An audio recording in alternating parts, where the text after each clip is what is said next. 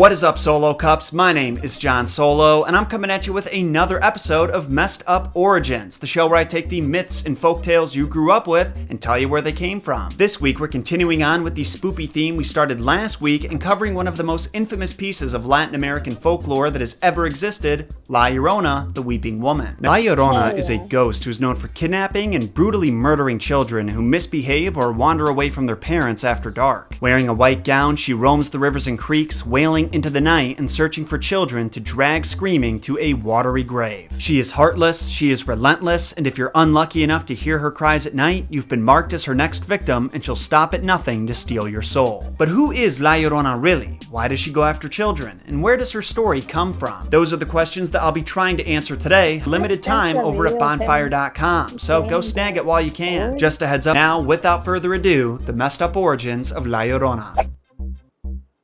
Now, if you're a fan of ghost stories, then you're no doubt aware that behind almost every evil spirit or demonic presence is a tragic tale that explains how the spirit in question ended up being trapped on Earth, cursed to haunt humans forever. And La Llorona is no exception to this rule, so I think the best place for me to start breaking down her legend would be from the very beginning. Let's talk about La Llorona's life before she turned into an evil spirit that wants to kill your children. So according to myth, La Llorona was once a Hispanic woman named Maria who was as beautiful as she was vain. She was born into a very low status family, one might even call them peasants, but she always knew that she would escape that life by snagging herself a rich man. She also thought that she was too pretty for them. Throughout her youth and transition to adulthood, she had many suitors who tried to claim her heart, but Maria never gave them any attention until the day she met Armando. He was a wealthy, handsome rancher with a seemingly untamable wild side, and all the women wanted him. He also wanted Maria. But Maria knew exactly how to stand out among the competition, by being the only one who didn't go after him. Being ignored by such a beautiful specimen drove Armando nuts, and he did everything in his power to get her attention, from singing her beautiful ballads to buying her lavish gifts. And when Maria felt the time was right and that she had him wrapped around her finger, she finally gave in. She went on a date with Armando, and soon enough, they were happily married. For a long time, life was great for Maria. She and Armando had two beautiful children, she lived in a nice house,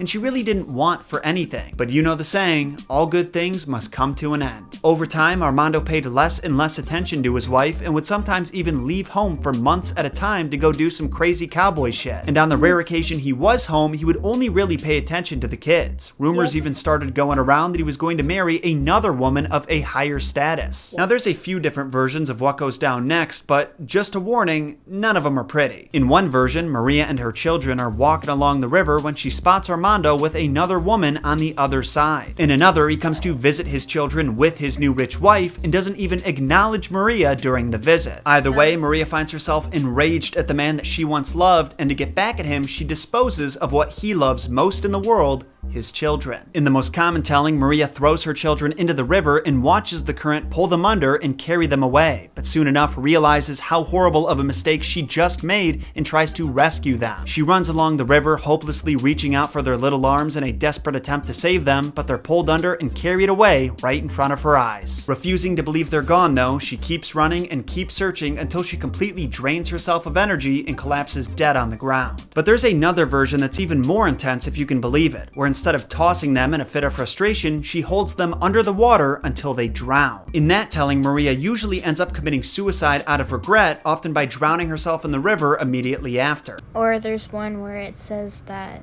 the neighbor saw her drowning her kids, so then he shoots her in the face with a shotgun. Either way, Maria's body is found the next morning by some people in a nearby village, so they dress her in white and bury her before noon. In the one where the neighbor shoots her, she was already wearing the white dress. But her story's not over yet, my friends, because that night, those same villagers heard a woman crying down by the river, my children, where are my children?" And when they went to investigate, they saw a woman wearing a white dress, just like Maria was buried in. But how could that be, you're probably wondering? If Maria was buried, then she couldn't possibly be walking around looking for her children. Well, according to legend, when Maria got to Heaven's Gates, they wouldn't let her in because she wasn't with her two children. So now she's doomed to wander the earth forever, trying to find them. Joke's on her though, because her kids already were in heaven. She had actually gone to hell. Actually, they made her soul be stuck on earth forever and try to find her kids.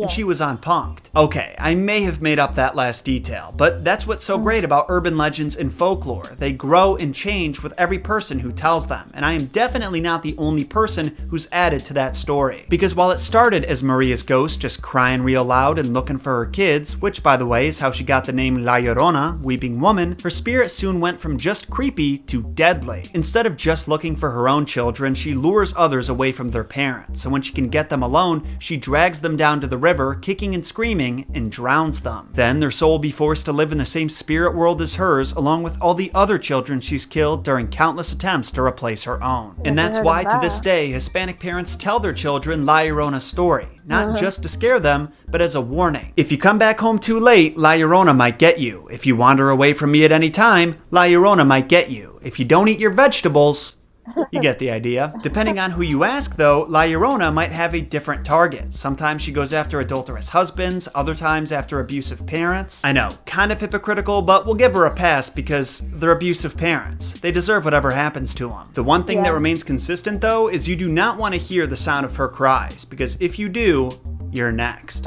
They say if you hear her close, she's far away, and if you hear her far away, she's very close and your life is in danger.